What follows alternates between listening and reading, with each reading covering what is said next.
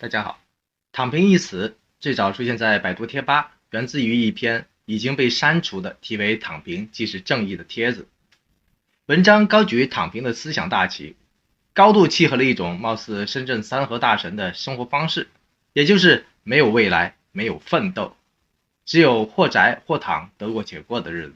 文章中提到说，既然这片土地从没真实存在高举人主体性的思潮，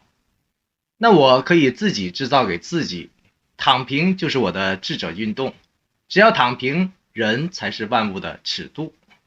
阐述的是相当的斯文儒雅，鼓吹的却是人生的毫无作为。说白了，这是一种极端的无奈，或者说对自身价值的完全的否定。与其说这个作者已经彻底自暴自弃，厌倦人生了，倒不如说他是在完全摸不着理想，看不到前途的大前提下，才忍不住仰天长叹，发出了内心的呐喊而已。很显然，这种心态已经开始病毒式的蔓延开去了。一位网友就在网上发帖应和说，世事艰难。看到这个帖子之后，产生出了极大的共鸣，跟着便是扔下了理想和困惑，迅速的释然了。于是他开始学习过一种平淡、简单、随心所欲的生活。他一个月控制消费在200块人民币左右，自然房子、车子、票子也都与他无关了。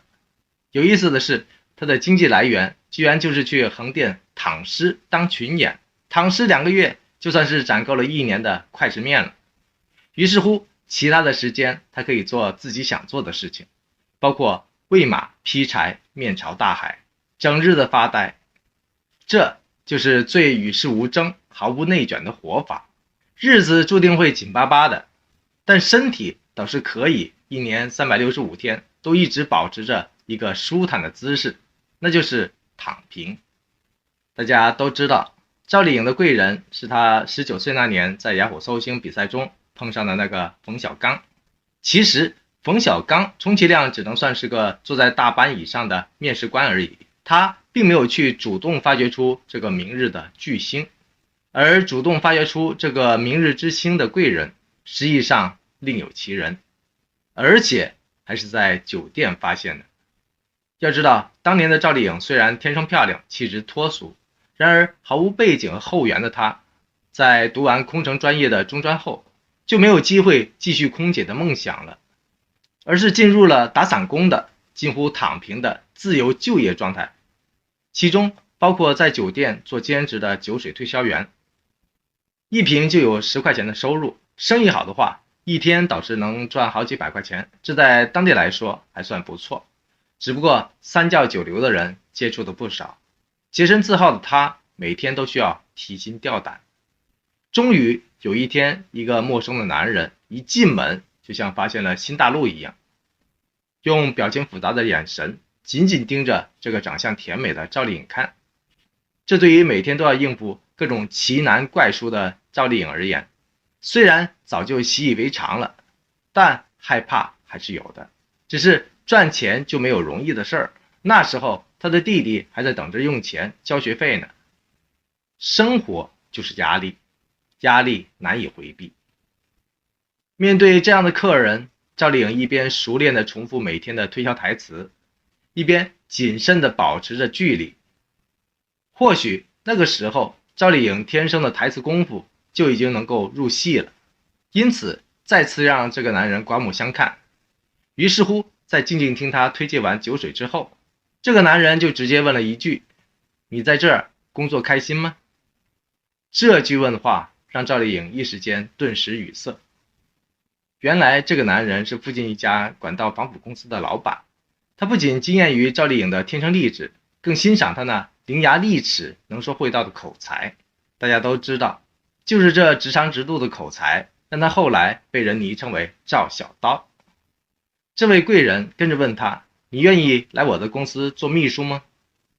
中专毕业之后就一直在发愁出路的赵丽颖，一听这话，简直就是受宠若惊了。她爽快地答应了对方的邀请。就这样，因为这份轻松许多的秘书工作，让她有了更多上网看世界、每日看新闻的学习机会。就这样，当他偶然发现了雅虎海选的消息之后，抱着无所谓失败的态度，他报名了。为什么说无所谓失败呢？因为他的老板，他的公司的确对他很好，他有这么一个贵人在后面，自然没有太大的生活压力和太多的心理压力。这点对于很多人来说很重要。很多背水一战、毫无退路的颇具才华的人，往往都会因为难以表述的巨大的心理压力，错失了改变命运的机会。于是乎，这个轻装上阵、没有思想包袱的赵丽颖，凭借着隐形的翅膀，成为了冯小刚组的冠军。